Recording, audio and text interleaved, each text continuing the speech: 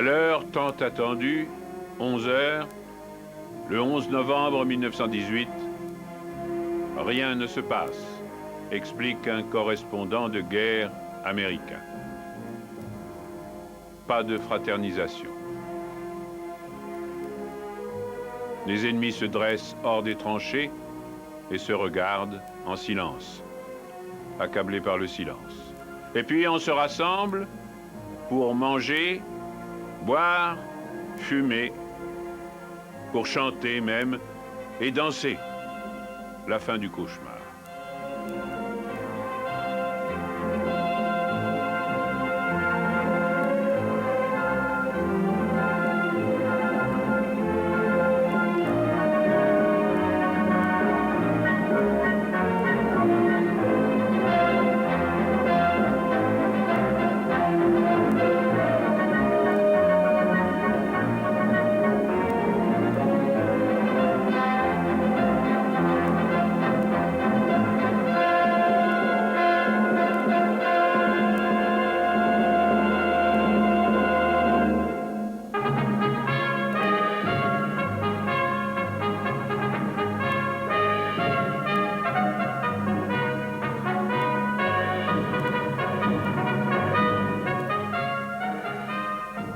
À Londres, une proclamation royale annonce la fin de la guerre. Le Parlement est en congé pour que ses membres puissent assister au service d'action de grâce à l'église Sainte-Margaret. Devant les grilles de Buckingham Palace, à Piccadilly Circus, à Trafalgar Square, la foule laisse éclater sa joie, ponctuée par la sonnerie des cloches. Aux États-Unis, où la nouvelle de l'armistice tombe à 3 heures du matin, les gens en pyjama ouvrent leurs fenêtres. Quelques-uns portent des masques contre la grippe espagnole. Wilson a lancé son message, relayé par la radio. L'impérialisme armé a vécu.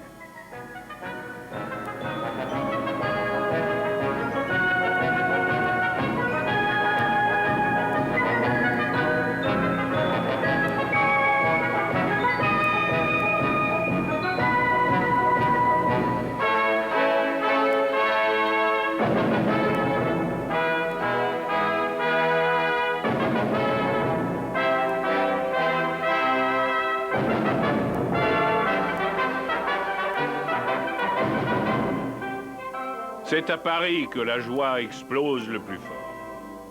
On n'entend plus le bruit du canon, mais les gens qui chantent la Marseillaise, même au Palais Bourbon. Dans les rues, marchant à pied depuis sa maison de la rue Franklin jusqu'au Parlement, Clémenceau est embrassé par plus de 500 Parisiens en délire.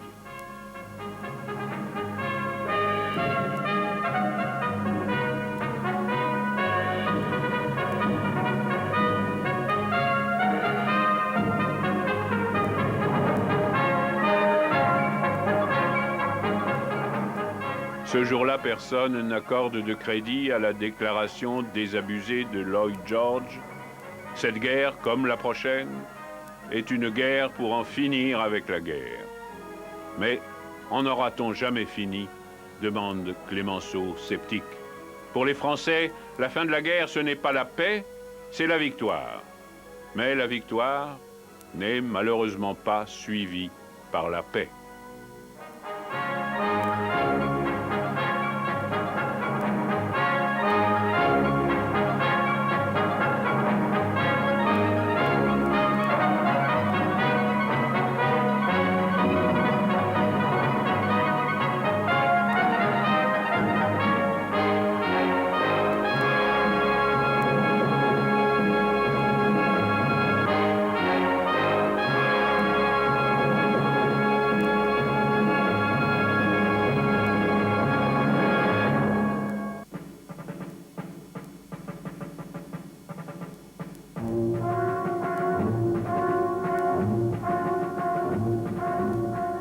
Pourtant, il faut bien faire la paix pour que la guerre ne recommence pas.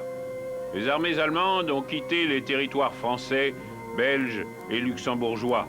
Des 11 millions d'Allemands mobilisés, 4 seulement sont revenus indemnes.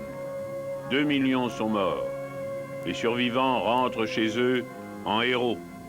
Le peuple allemand ne veut pas croire que son armée a été vaincue.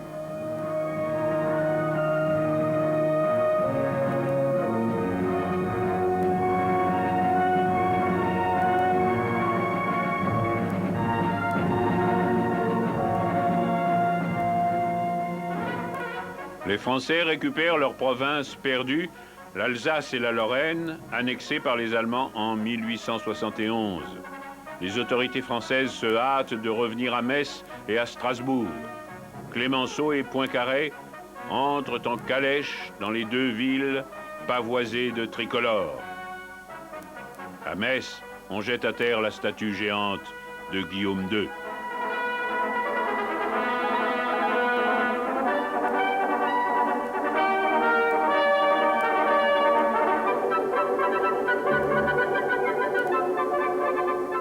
Puis, les Alliés entrent en Allemagne. 3 armées d'occupation françaises, britanniques et américaines qui prennent en otage 5% du territoire allemand pour garantir la paix du monde.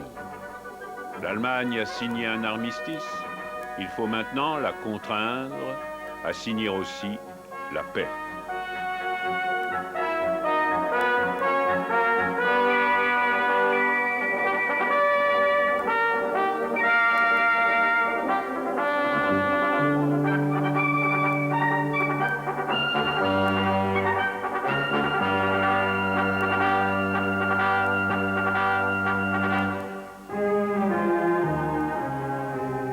Le 4 décembre 1918, le président Wilson, 63 ans, revêtu de l'armure de chevalier du droit, vogue pour l'Europe à bord du George Washington. Il se rend à la conférence de la paix où doit se régler le sort de l'Allemagne, de l'Europe et aussi le sort du monde.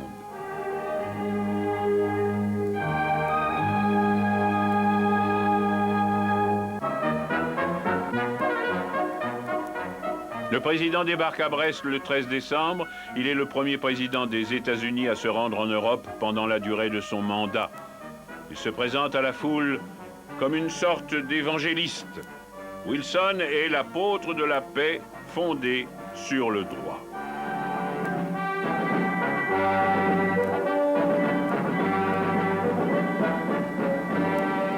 Il passe Noël avec les hommes de la 77e division au quartier général de Pershing, à Chaumont. Pershing est content de la visite présidentielle, très content. Wilson, si guindé, s'est montré chaleureux avec les Dock Boys qui l'ont accueilli avec joie. Il leur a fait comprendre qu'il rentrerait très vite chez eux, comme la plupart d'entre eux le souhaitent.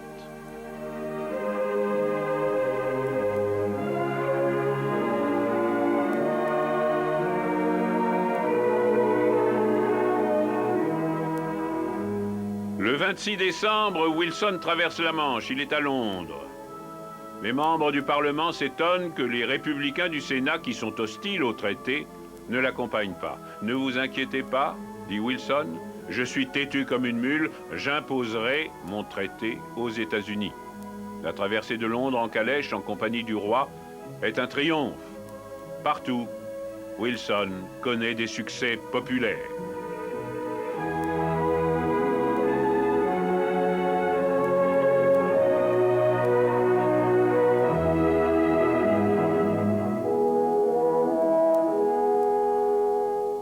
Le 2 janvier 1919, il est accueilli à Rome par le roi d'Italie, Victor Emmanuel.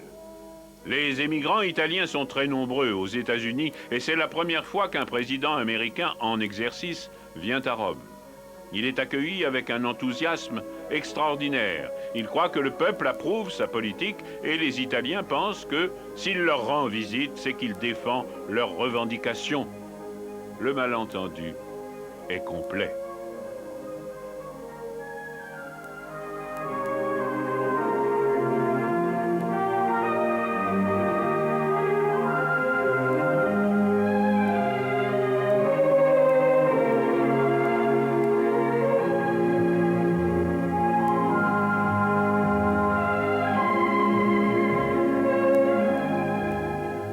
Wilson rentre à Paris le 7 janvier pour présider 2 semaines plus tard les travaux de la conférence de la paix.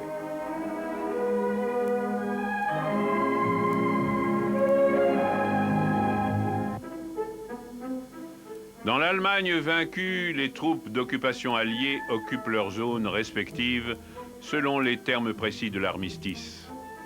Les Français se souviennent des heures de la Révolution et de l'Empire et ils se conduisent en vainqueurs fastueux, terrifiant tout de même les populations par les défilés de troupes indigènes. Les Sénégalais passaient pendant la guerre pour de redoutables nettoyeurs de tranchées. Leur présence est mal acceptée par les Allemands.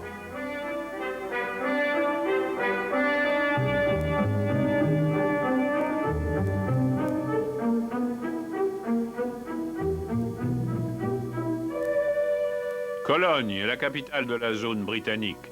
Les Allemands montrent de la courtoisie, voire de la soumission à leur vainqueur, dit un témoin.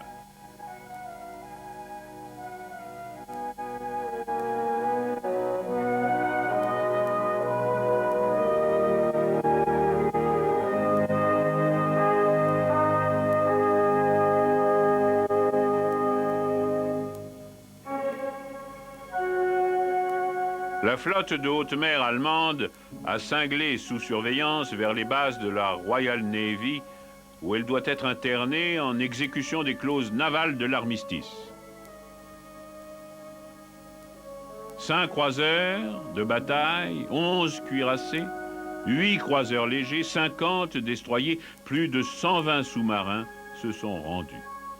Le 21 juin 1919, à Scapa Flow, sur ordre de l'amiral von Reuter, les commandants de bord s'aborderont leurs navires qui couleront pavillon haut.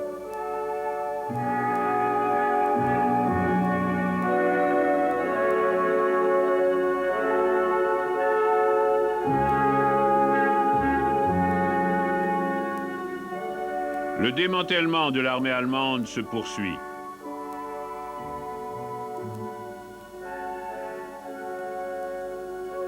Les avions, les zeppelins sont saisis et détruits.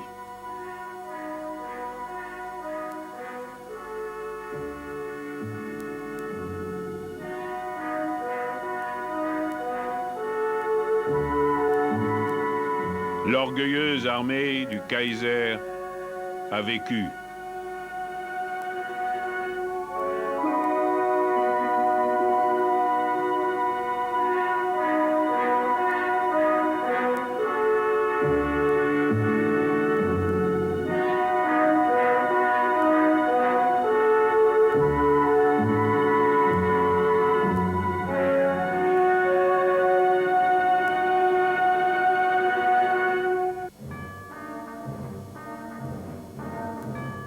Les Américains sont la 3e puissance occupante. Ils stationnent au sud de la zone britannique, autour de Coblence. La région abrite la dynastie des Moltke, qui a donné un chef d'état-major à l'armée prussienne et un autre à l'armée allemande. Les habitants de Coblence n'ont pas accueilli les Yankees avec plaisir. Mais les Dog Boys étaient de bons enfants, gentils avec la jeunesse. Avec les filles, ils furent vite acceptés.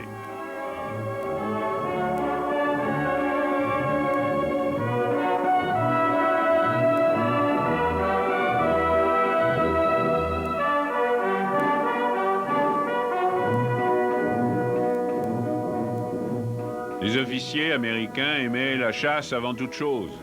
Le général Allen, commandant de la 90e division, organisait de superbes chasses à courre aux renards.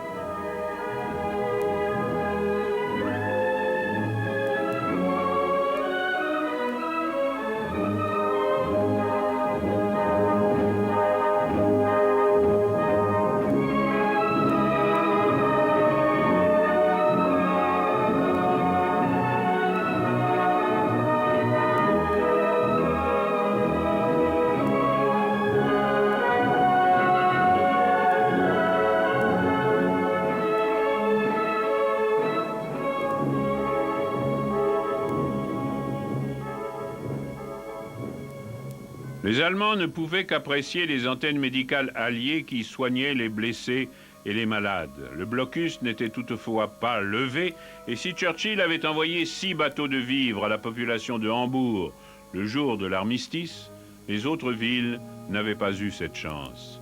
L'Allemagne connaît la plus grande famine depuis la guerre de 30 ans, disait Herbert Hoover, qui s'était rendu célèbre en envoyant des secours à la Belgique occupée.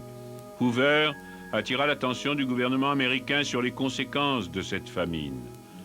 En mars 1919, les Alliés décidaient de fournir des vivres jusqu'à la récolte prochaine, mais les Allemands leur reprochèrent amèrement de ne pas avoir agi plus rapidement.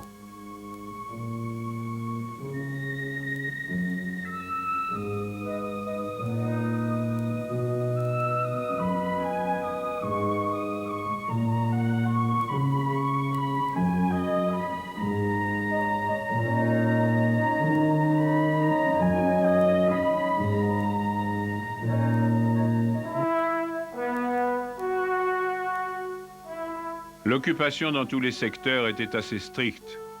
On voulait éviter les désordres, les attentats, la révolution peut-être. Le couvre-feu était instauré dans certaines zones. On fouillait les civils, la police des routes arrêtait les voitures.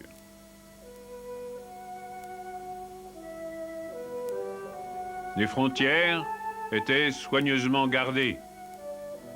En Allemagne non occupée, le désordre régnait en maître. L'extrême droite, ulcérée, se rassemblait. L'extrême gauche tenait la rue à Berlin avec les spartakistes proches des bolcheviks russes et à Munich avec les socialistes démocrates de Kurt Eisner.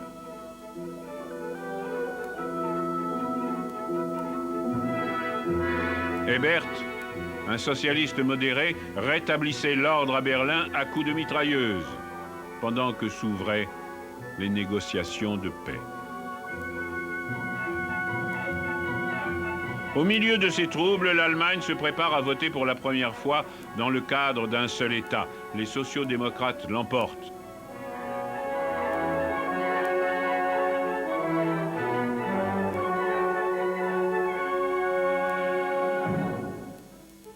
L'Assemblée nationale se réunit à Weimar et adopte une constitution.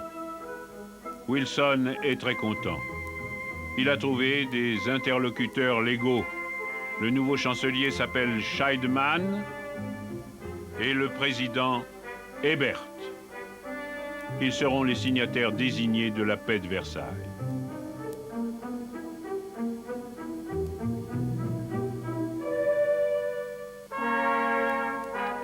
À la conférence de Paris, les Alliés s'entre-déchirent. Orlando, l'Italien, se plaint que les revendications italiennes ne sont pas prises en compte. Les Britanniques, Lloyd George et Balfour, veulent obtenir des Allemands le maximum de réparation. Clemenceau, tout heureux que la conférence se déroule en France, dit de Wilson, le prophète, qu'il parle comme Dieu le Père, mais qu'il agit comme Lloyd George, l'impérialiste. Paderewski, le Polonais héroïque, le grand pianiste international, a été triomphalement reçu aux États-Unis où la communauté polonaise est nombreuse. Il défend à Versailles les droits d'une grande Pologne, incluant Danzig. Et Lloyd George de dire « Je ne voudrais pas que dans 20 ans on reparte en guerre pour Danzig ». Parmi les personnalités présentes, on remarque le prince Faisal, accompagné de Laurence d'Arabie. Le jeune économiste britannique Lord Keynes, âgé de 35 ans, fait figure d'oracle. Il estime que la paix est totalement irréalisable et que Wilson est un tricheur. Le journaliste américain Walter Lippmann, conseiller à 29 ans du colonel House, éminence grise de Wilson, couvre la conférence pour le New Republic. Il abandonne son poste en février, écœuré par les divergences entre les vainqueurs. John Foster Dulles est à 30 ans membre de la commission des réparations qui va s'efforcer de faire payer l'Allemagne. Les 4 grands sont Lloyd George, Orlando, Clemenceau et Wilson. Les 3 Européens traitent Wilson d'idéaliste et l'accusent d'ignorer les problèmes complexes de l'Europe. Clémenceau dit « Il nous a apporté ses 14 points, Dieu n'en avait que 10 ». Et c'est vrai que Wilson se prend un peu pour Dieu le Père. C'est du moins ce qu'on lui reproche à Paris. La première séance de la conférence s'ouvrit le 18 janvier 1919. D'entrée de jeu, les revendications italiennes sur l'Adriatique furent rejetées par Wilson. De tous les responsables alliés, le président américain était le seul qui, de plus, s'engageait à signer le traité sans un vote du Sénat américain.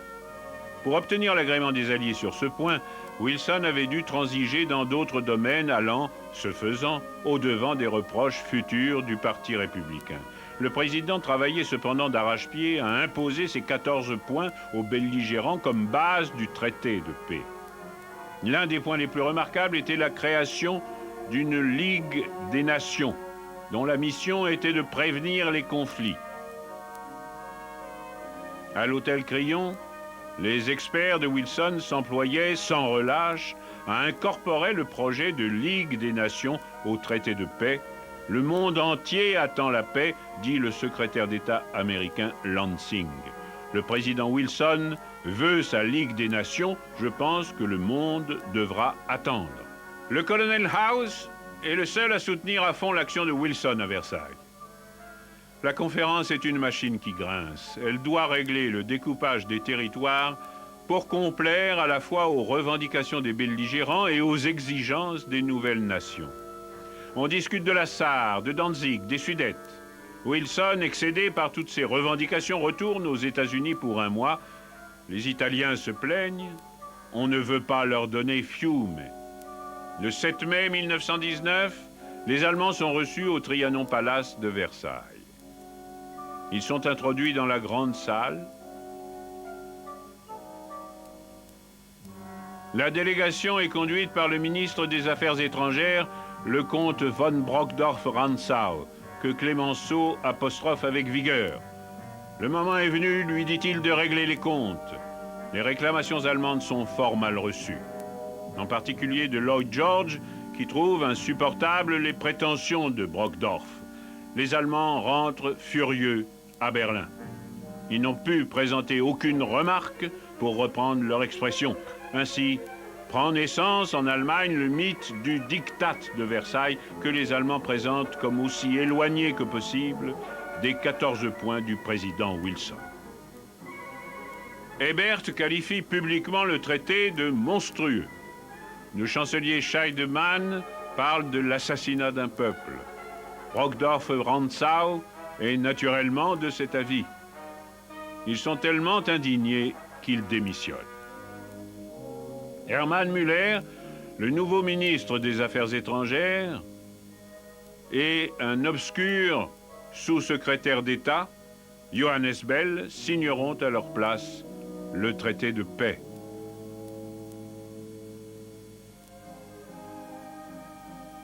Le 28 juin, 5 ans, ou presque, après l'assassinat de l'archiduc héritier d'Autriche à Sarajevo, il est signé à Versailles, dans la galerie des glaces du château, lieu hautement symbolique.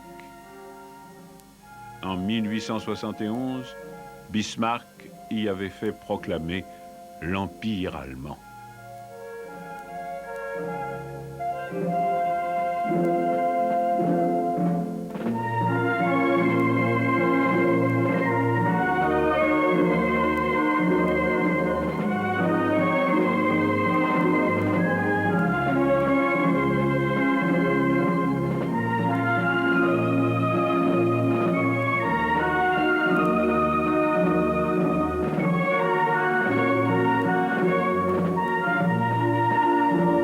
L'Allemagne reconnaissait sa responsabilité dans le déclenchement de la guerre.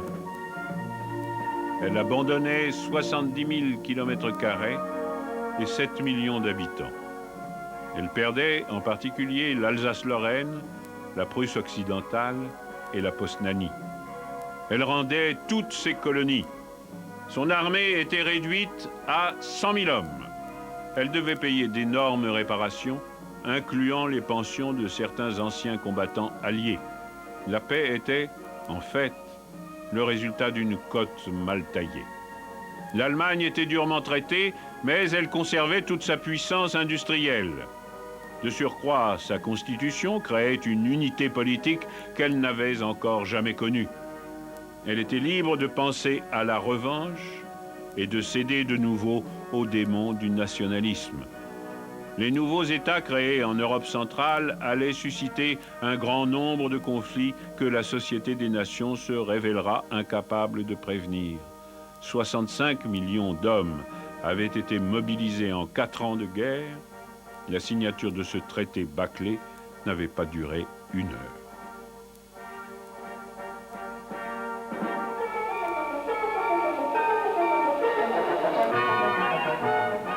Pour la première fois depuis 1914, jaillissaient devant les délégués éblouis les grandes eaux de Versailles. L'exaltation de la foule qui se presse autour du palais est à son comble. Que deviendra cette paix? Dieu seul le sait. Un avion, symbole du futur, passa en trombe sous l'Arc de Triomphe. Annonçait-il la prochaine guerre, celle qui, de nouveau, ruinerait l'Europe? Wilson avait fait son devoir. Il avait de son mieux réglé le sort de l'Europe, mais il n'avait pas éliminé la plus grande menace, celle qui venait de l'Est.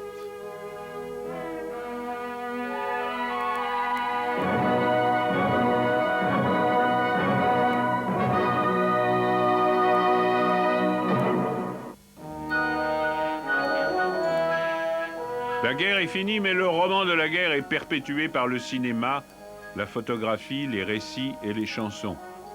C'est un roman noir, celui des hommes brisés par l'extrême violence des armements modernes. Les intellectuels dénoncent la tragédie et la peignent comme Barbus dans son célèbre roman Le Feu ou comme Dorgelès dans Les Croix de bois sous d'horribles couleurs. Les peintres, les dessinateurs présentent les héros comme des brutes ou des victimes.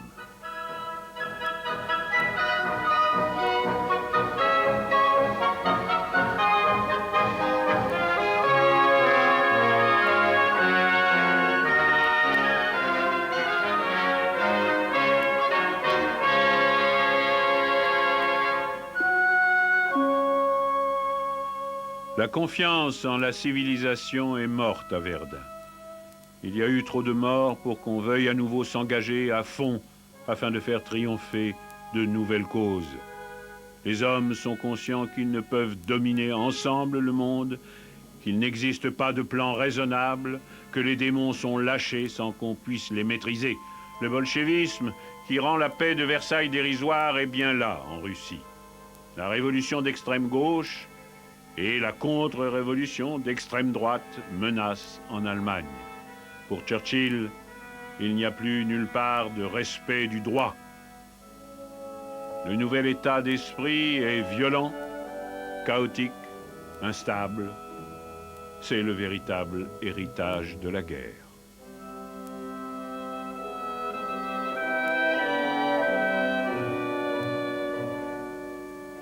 Quand Wilson rentre chez lui le 8 juillet 1919, il trouve les Américains changés. Ils n'ont pas du tout l'intention de se mêler aux horreurs qui se préparent de nouveau en Europe. Ils sont redevenus isolationnistes. Ils estiment qu'ils ont fait trop de sacrifices pour une guerre qui n'était pas la leur. Le président sait qu'il doit reprendre le pays en main, défendre son traité, puisque les sénateurs républicains ne veulent pas en entendre parler. Il prend le train, contre l'avis de ses médecins, pour porter la bonne parole dans tout le pays. Des articles hostiles à sa politique sont publiés dans les journaux. Et pourtant, l'accueil des foules à Saint-Louis, à Kansas City, à Omaha, à Los Angeles est chaleureux. Le monde attend que nous le prenions en main, dit-il. Il nous met en garde contre le rejet du traité. J'aimerais rassembler les garçons qui ont fait cette guerre et les convaincre de me donner raison. Un journal d'Omaha note que 9 citoyens de la ville sur 10 sont hostiles à l'entrée des États-Unis dans la Société des Nations. Un journal de New York qualifie la SDN de miroir aux alouettes.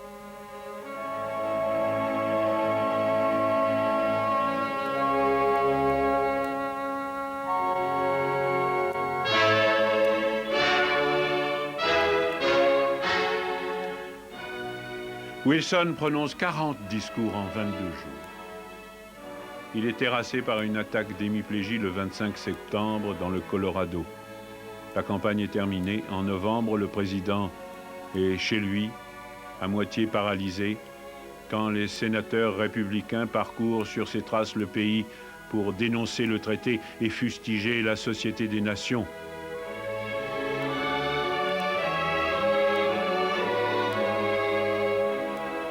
Albert Fall du Nouveau-Mexique, Frank Brundage du Connecticut, William Ballow de l'Idaho, Joan Johnson de Californie expliquent qu'il faut choisir entre l'Amérique et la SDN. Le président de la Commission des Affaires étrangères du Sénat la traite de monstre diabolique d'apparence sainte. Ce président a du poids. C'est le sénateur Henry Cabot Lodge du Massachusetts. Le 20 novembre 1919, le Sénat repousse le traité par 53 voix contre 38. La majorité constitutionnelle des 2/3 n'a pu être obtenue. Wilson achève sa présidence à son domicile, soigné par son épouse. Le pays ne l'a pas suivi. Il veut rester à l'écart d'un monde qui court à sa perte.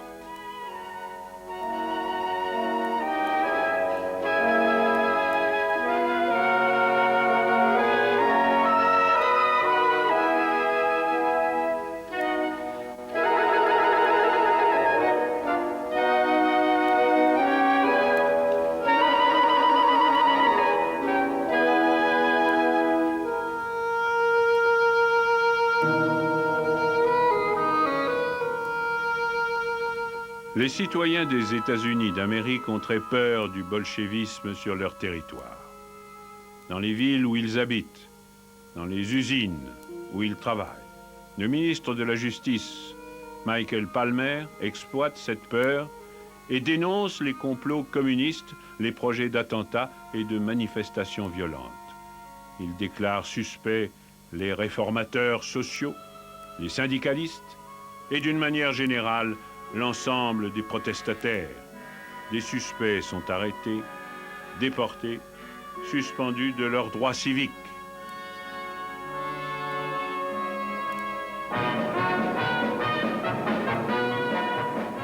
En 1920, un sénateur républicain de l'Ohio, Harding, très hostile à la Société des Nations, se présente à l'élection présidentielle. Il ne veut pas de révolution, mais une restauration de l'esprit traditionnel américain. Il fait sa campagne sur le thème du refus de l'aventurisme. Il exprime aussi le désir de la nation de revenir au bon vieux temps, quand les Dog Boys poursuivaient les Indiens et non pas les communistes. Il est élu président des États-Unis en novembre 1920.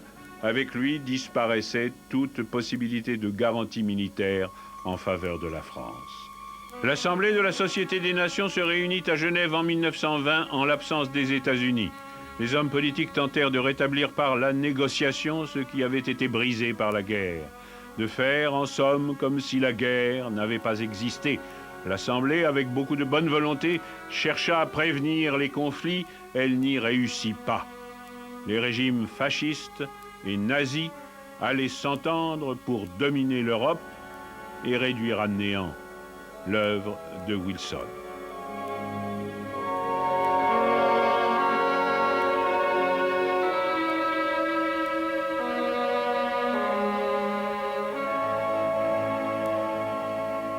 En réalité, l'ancienne génération des hommes politiques européens ne croyait guère en l'esprit de Genève. Pour eux, la sécurité était synonyme de paix armée. En France, Clémenceau se présente à l'Élysée, mais il est battu par Deschanel. Lloyd George tombe en Angleterre en raison des problèmes économiques et sociaux de l'après-guerre, qui coûtent son siège de député à Churchill lui-même.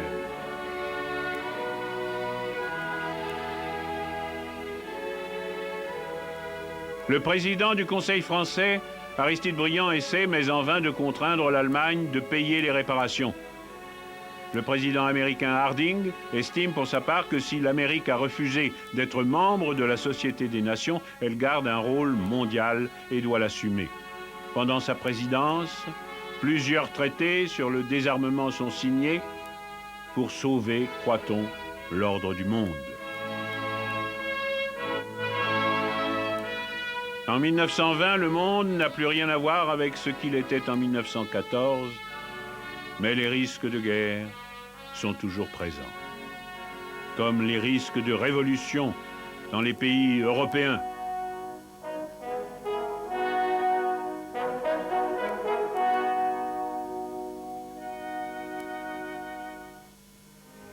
À Cannes, à Monte-Carlo, à Deauville, la vie de plaisir a repris. La prospérité des États-Unis a changé la composition sociologique des habitués. Il y a davantage de milliardaires américains et de simples touristes, des middle class, mais il n'y a plus de princes russes.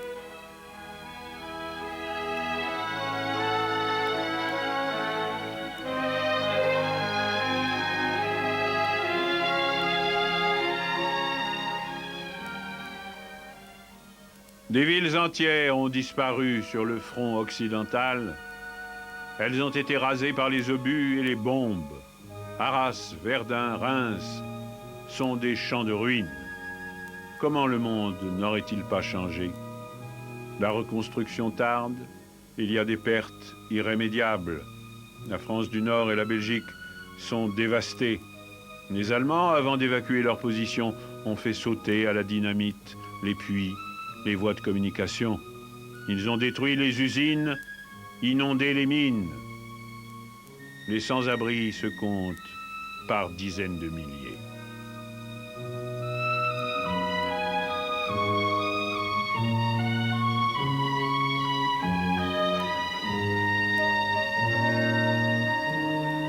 Le nouvel ordre européen ne satisfait personne.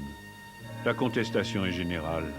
Un mouvement de résistance se constitue dans la Ruhr en 1923. Les Français réagissent et occupent les centres industriels pendant 2 ans afin d'obliger les Allemands à payer les réparations. Le nouveau monde imaginé par le traité de Versailles est déjà à la limite de la rupture. À Berlin, l'occupation de la Ruhr provoque l'indignation.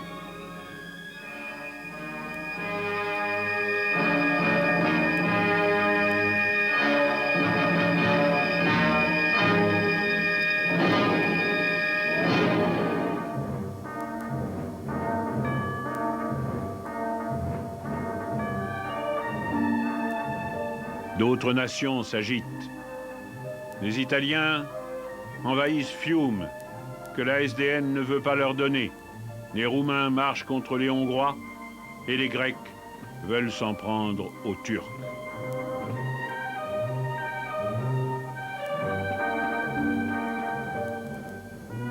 Les Allemands protestent et manifestent, drapeaux en tête, contre le traité. Le mouvement contre l'ordre de Versailles, contre les Français qui prétendent l'appliquer, commence dans la Ruhr et aboutit à Berlin. Les querelles nées du traité de Versailles devaient être réglées par des plébiscites. On en organise 8 seulement sur les 17 prévus. Il est impossible d'envisager les autres. On redoute des violences, des guerres locales.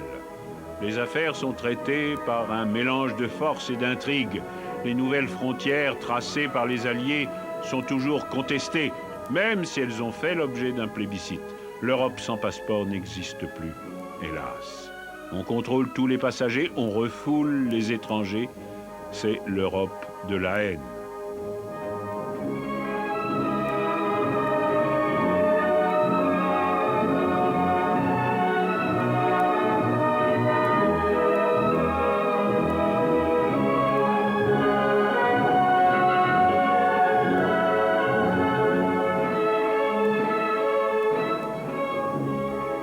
De nombreuses populations ont été déplacées conformément aux dispositions du traité. Les Allemands de Galicie ont dû partir après un plébiscite qui attribuait ces provinces à la Pologne. D'autres Allemands, ceux des Sudètes, restent en Tchécoslovaquie où ils entretiennent des relations venimeuses avec les Tchèques. La nouvelle Europe des réfugiés et des conflits de frontières est pleine de mauvais présages.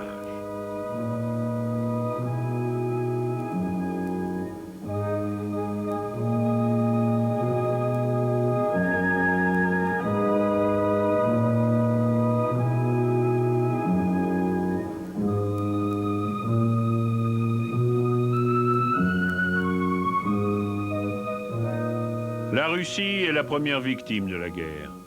Elle est déchirée, rejetée du reste de l'Europe par la défaite, la révolution, la guerre civile et l'intervention des Alliés. Les communistes, qui sont les nouveaux maîtres, essaient de combattre la famine et les divisions intérieures. La production n'atteint pas le tiers de son niveau le plus bas d'avant-guerre. Les Alliés envoient des vivres, mais ils sont quand même détestés.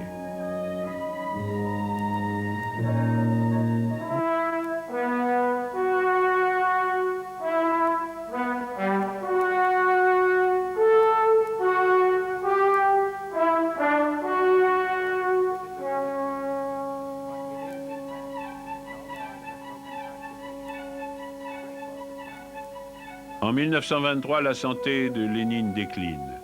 Il n'est plus que l'ombre de lui-même. En 1924, il meurt.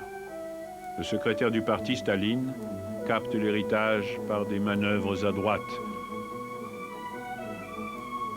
Lénine est embaumé. Il est exposé dans le mausolée de la Place Rouge. Désormais, on propose à la foule russe une nouvelle idole, le père du communisme.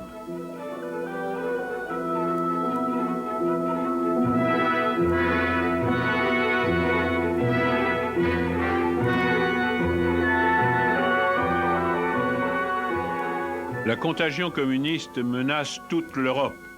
Les ouvriers des pays industriels exigent une révolution des systèmes sociaux. Des syndicats communistes voient le jour un peu partout et lancent une agitation révolutionnaire sur le thème de la grève générale et des occupations d'usines. Des républiques communistes sont proclamées à Berlin, à Munich, à Budapest. Elles sont rapidement jugulées en Allemagne, mais la Hongrie doit supporter un certain temps le régime de Bela Kun. Un parti communiste est même créé en Grande-Bretagne. En raison du désordre, les affaires ne reprennent pas. Des millions de travailleurs sont au chômage. En Italie, la grève générale est proclamée. Les ouvriers occupent les usines. Le malaise économique est profond. Le pays manque de matières premières et de charbon.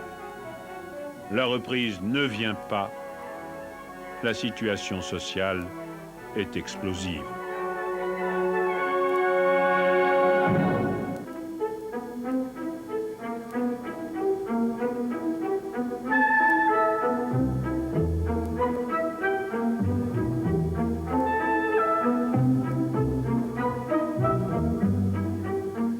Le gouvernement autorise les groupes de vigiles armés pour prévenir les émeutes révolutionnaires et les grèves sur le tas. Les fascistes à chemise noire se font remarquer dans les combats de rue contre les communistes. Mussolini, leur leader, jadis socialiste, est devenu nationaliste et regroupe autour de lui beaucoup d'anciens combattants. C'est lui qui organise la contre-révolution.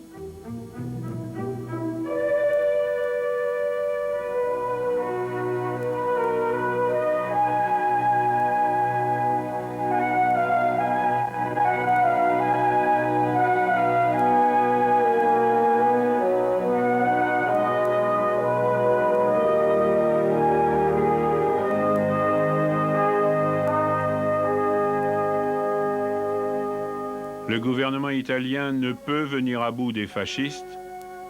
En 1922, le roi reçoit Benito Mussolini et lui confie le gouvernement.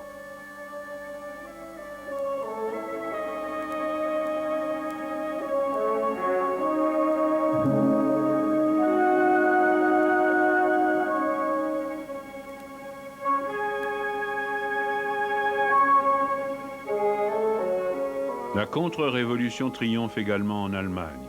Adolf Hitler, ancien combattant, 2 fois blessé pendant la guerre, est chargé de la propagande d'un petit parti bavarois, le Parti ouvrier allemand, qui deviendra en 1920 le Parti national-socialiste des ouvriers allemands. Le patronat allemand soutient les nazis dont les hommes de main tiennent la rue.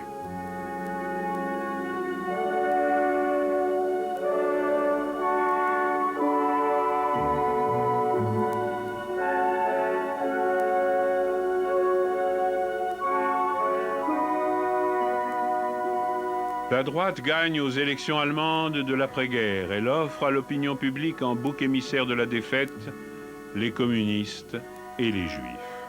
Elle dénonce le diktat du traité de Versailles qui est, dit-elle, la vraie cause de tous les malheurs de l'Allemagne. En 1923, il faut 5 années de salaire pour s'acheter une chemise. L'inflation n'est plus maîtrisée, les Français sont dans la roue. Le mouvement nationaliste se développe, soutenu par les chefs de l'armée.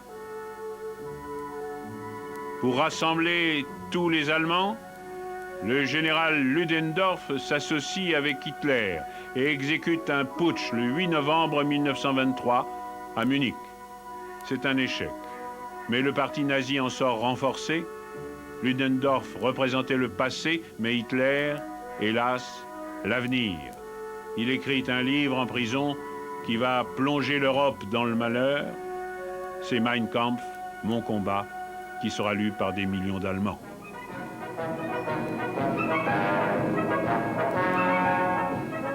En 1923, le Sénat américain décide par un vote sans débat que le stationnement des troupes américaines en Allemagne doit se terminer. L'occupation n'a jamais été populaire aux États-Unis, et encore moins dans les années 1920 où le courant isolationniste est très fort. L'opinion ne comprend pas pourquoi il y a encore des Dog Boys en Allemagne 4 ans après la signature du traité de Versailles. 2000 soldats, ce qui reste des troupes d'occupation américaine, quittent l'Allemagne. C'est la fin précipitée de l'engagement des États-Unis en Europe. Depuis les dernières semaines de 1918, on célèbre en effet le retour des soldats sur le sol américain. 126 000 sont morts, mais 2 millions rentrent chez eux. 12 000 d'entre eux ont épousé des jeunes filles allemandes et ils rentrent en bon état. Ils apprennent à tous ceux qui sont restés à l'arrière qu'il n'y a plus de sécurité dans le monde depuis l'apparition des armes modernes. 1942, entrée des États-Unis dans le deuxième conflit mondial. Une fois encore, les Américains embarquent. Une fois de plus, l'Europe est en péril et doit faire face au plus effroyable danger qu'elle ait jamais connu, la tyrannie démoniaque, monstrueuse, l'ordre noir de Hitler auquel succédera l'ordre rouge de Staline. Les Américains contribueront grandement à la victoire contre le nazisme en 1945. Il est clair que sans eux, la guerre froide qui suivit contre l'Union soviétique et ses alliés n'aurait pu être gagnée.